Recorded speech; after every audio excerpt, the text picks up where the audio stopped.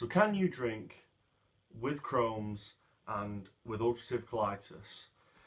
This is if you have a bag, if you haven't got a bag. Now, I obviously have a colostomy bag myself, as you can see. So, can you still drink? Now, let's look at the sciencey part of actually what happens to your body when you drink. So, you obviously drink alcohol, and it is absorbed in the small intestine and the stomach and the rest of your intestine, but mainly in the small. So eating food usually slows down the process of absorbing alcohol. Your body can't store alcohol, therefore it gets into your bloodstream, it gets all over your body, and it can mess up your signals within your brain because the molecules in ethanol is small enough to pass through. You know, that's makes you give you double vision and gives you that falling down the stairs and falling over when you've had too much to drink. It takes roughly an hour to process 1 unit of alcohol or 1 drink, usually. For that's what the body does. So it absorbs it and it processes it through the liver. It creates into a toxin that's quite deadly. Then it breaks that toxin down into something that it can, you know, sweat out and pee out. So it turns it into carbon and water. So that's what your body does. It doesn't really like alcohol. As soon as it gets it, all it tries to do is get rid of it. But obviously we enjoy the feeling of what it does because, you know, it's a drug and can make you happy, and it can make you very sad. So now, if you had Crohn's disease and you drank, so you have Crohn's disease and you want to, let's say you're going to university and you know you're going to be doing a lot of drinking.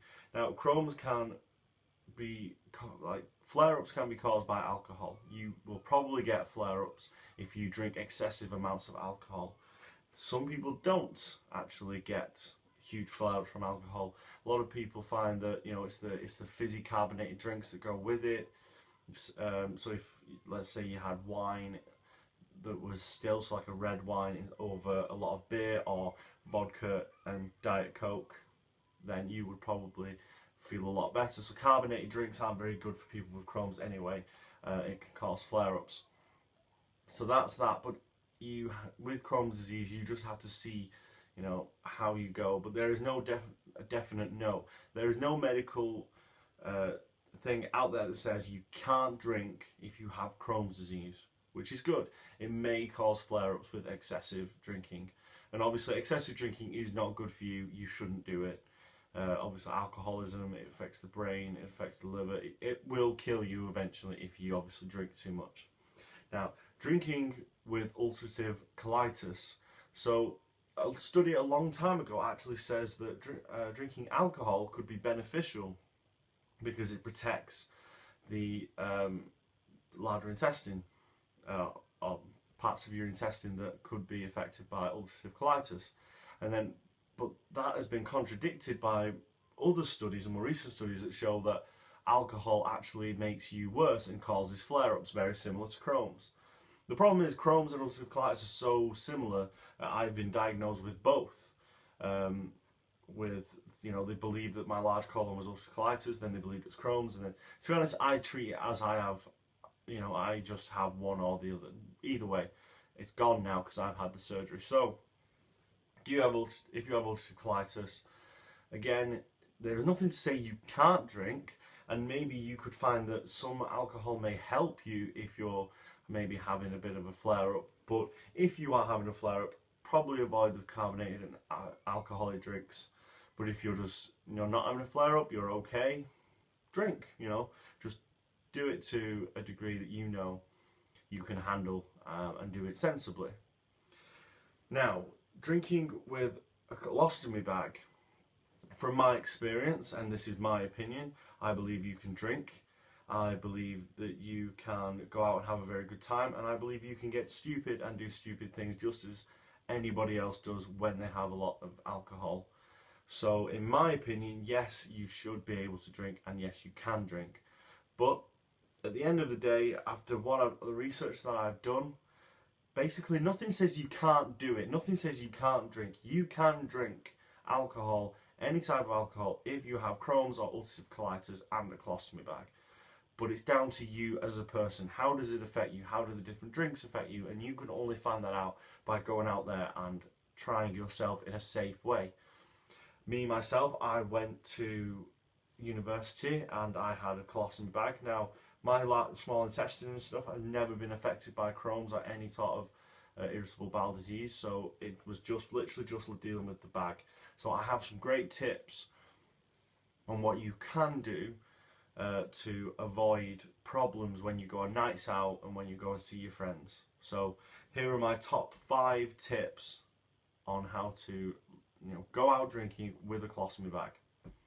So tip number 1 is be open and honest. If the bouncer, you're going into a club and a bouncer says, "What's that under your top?" Just show them. Just say, "I have a colostomy bag," and you will be in. They don't care. They don't want to touch it. They don't want to see it. They just think that you've got something hidden. And if you try and argue with someone, if you try and argue with the bouncer, they're just going to go, "No, stop." And just don't. In any circumstance, security.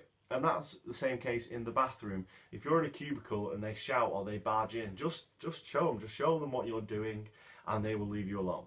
I promise you. They'll just go, "Oh, colostomy." Oh. As soon as he hears that word colostomy or poo bag or whatever, they will just go, "Right, medical condition, fine." So that's my tip number 1.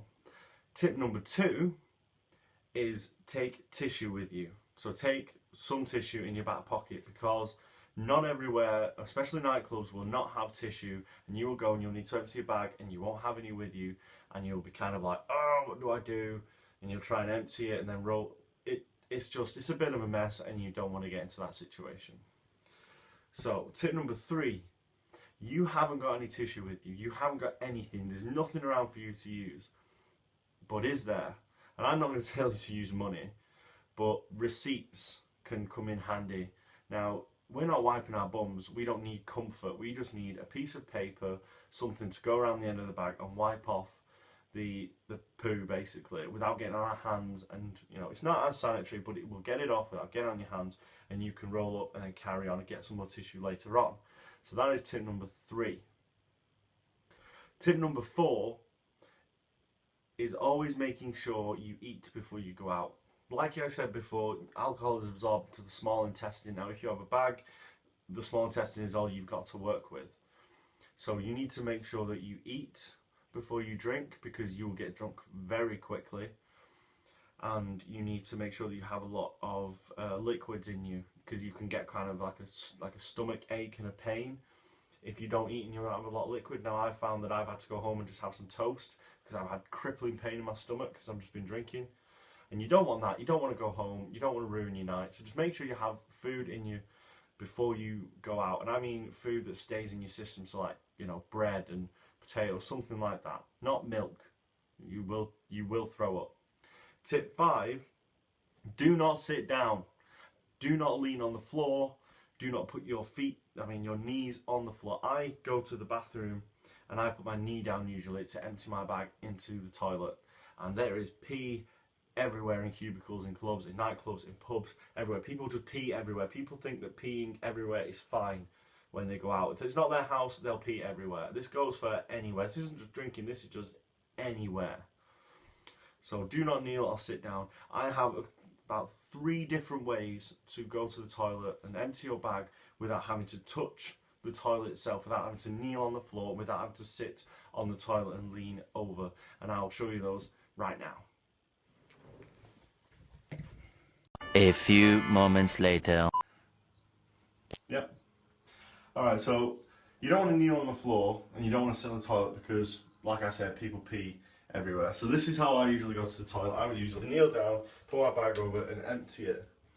Now, I can't kneel down, there's pee everywhere. I've also got nice slippers on. So one of the moves that I do is I would kneel over like this and empty my bag so that I don't touch anything. One of the other ones that I would do is I could lunge forward and empty it that way, and just go straight down and I won't get any on me. But my favourite one that's helpful, is sometimes you don't have locks on the back of cubicles, and because you don't have a lock on the back of a cubicle, anyone walk in. So if you're well balanced enough, you can lean on the wall and put your leg out and hold the door shut while you empty your bag. Now, we're out drinking alcohol, we're a bit drunk, we're a bit unsteady, so usually the one I would do is the lean. But these are the three that I would usually use, so I don't have to touch anything and I don't have to get pee all over me. So guys, I hope you liked the video. If you liked the video, like the video, and I'll catch you in the next one.